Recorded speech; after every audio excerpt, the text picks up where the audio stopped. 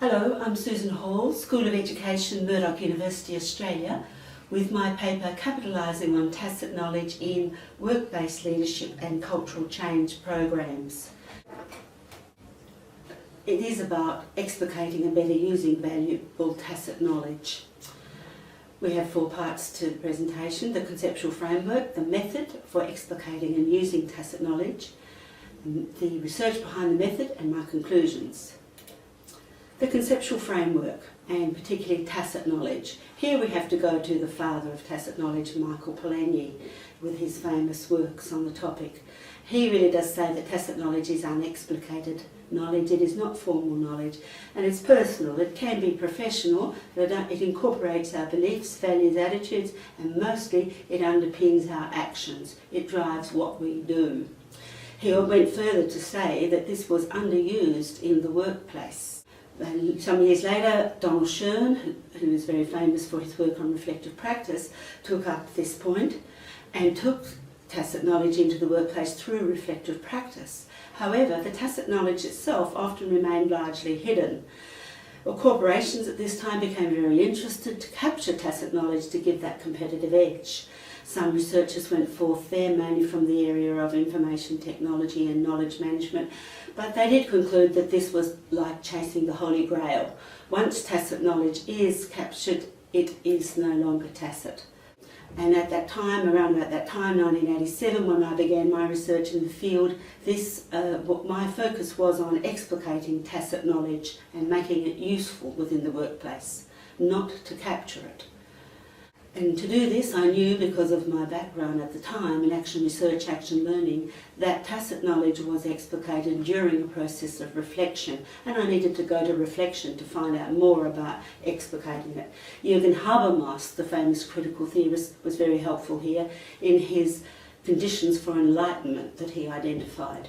And he did say that the reflection was the pivot between habit and change. And this has certainly concurred with what I observed in my work in facilitating action learning and action research. However, we knew that it wasn't just any reflection that would bring about explication and bring about change. Some years later, when I was facilitating a program on reflective teaching practice at Curtin University, Australia, for academic staff, I did present to them this slide. That there would be at least 3 levels of reflection. There's surface, engaged, and deep transformative. The latter, the deep transformative, is the one that brings about the explication. It differs from the others mainly in that it is systematic and ongoing. To achieve this, you do need a negotiated and collaborative approach. And again, this is something that Habermas identified in the conditions for enlightenment. Solitary reflection does not bring about valuable explication of practice very often. So we have an action learning project to house this process with a designated period of engagement, 3 to 12 months as usual, in structured, regular, facilitated reflection on action with a group or a critical friend. And if you follow action learning terms, you follow Reg Revans' term action learning set. This was one such project that I used to apply my method that I'm going to show you today. One such project and program was the Executive Women Leading Women program that I did design and run for the Department of Education, West Australia, 2006. You'll hear later that this was a national award-winning program, but I want to tell you about the program itself at the moment. It was run with 6 directors of education, most of whom were responsible for a large school district, a team of 6 researchers and knowledge workers, including myself, and a facilitator, which was myself. We answered to 3 goals of the organisation's needs here. The first was that the directors needed to improve their leadership skills, not because they were poor leaders, but because they were vastly underrepresented as female leaders in their organisation. They needed to improve their employees' leadership skills and improve the culture, especially to address any backlash that might come for the fact that this was an affirmative action program. This is how it looked: 3 collegial team meetings facilitated by myself, where the team members engaged in critical debate and feedback to each other on their projects as they went. and interleaved with 3 one-on-one sessions between each director and their researcher or knowledge worker. I'll tell you how they work together directly. What were the program outcomes? Yes, it improved leadership skills for leaders in these ways listed. It improved leadership development for employees. It improved the culture, primarily through the cascading approach that it took, in that we had the top leaders of the school districts modelling their leadership improvement to their leaders, their reports, who in turn created leadership opportunities for people who reported to them. There was a ripple effect. And finally, it won the state and the National Australian Human Resource Institute Award for People Management. And I will say that this is a very prestigious award to win in Australia. How did we achieve this change? Well, we did conclude that it is through the process of explicating tacit knowledge. And this is how it was done. The core strategies in the method are negotiating a contract and program, the authentic need to know by the researchers, the critical friend role of the researchers, and the application of the newly explicated knowledge. Let's go across this in a horizontal manner as it happened. The negotiated program was the action learning program that took me several weeks to negotiate with the Director General of the Education and the directors. The authentic need to know it was part of the role of each researcher, sounding board and knowledge worker.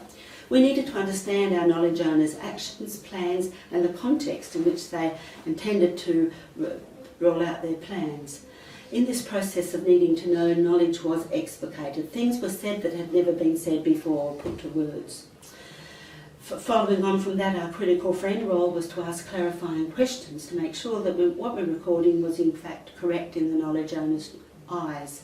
Often we paraphrase to do this, to negotiate the accuracy. And this process here, the paraphrasing and reflection, we felt is really the key to the whole method. When people would have to listen to what they had said or see it in writing to check its action, they would reflect. They would say things they had never said. And then knowledge was recognised, new knowledge was recognised. There was a real aha moment that took place. Newly explicated knowledge was then recorded by the researchers and knowledge workers, visually or in writing or by audio, reported in the team meetings by each director, and then reviewed, adapted in a collaborative fashion as they played out the next part of their project. And so we continued, as you do in the action research process. The research behind this method was a long time in coming, I will say. It started with my PhD thesis, which was completed in 1994, with my study on what I now call the Allen study of a master teacher leader in a school. She was doing an action learning project on her teaching of poetry, and in that process she developed a key skill to getting students interested in poetry, and from that her theory of practice for doing so. This in turn enabled me to conduct my ethnographic case study and produce my substantive theory on a method for explicating and using previously tacit knowledge to improve practice. At that time, I concluded that this was a very suitable method for getting expert knowledge out of experts, but it perhaps was not such a suitable method to use in a team situation for organisations. It was too labour intensive. We might keep this for retirees when the organisation really wanted to get their knowledge going and embed it. So what did we do? I went forward from there in search of a method with wider application. This process took place over a period of about 15 years, experimenting with action learning, action research projects, reflective practice projects, to in turn adapt that method that I developed in 1994 into the one that I have just shown you today. So in conclusion, what can be said?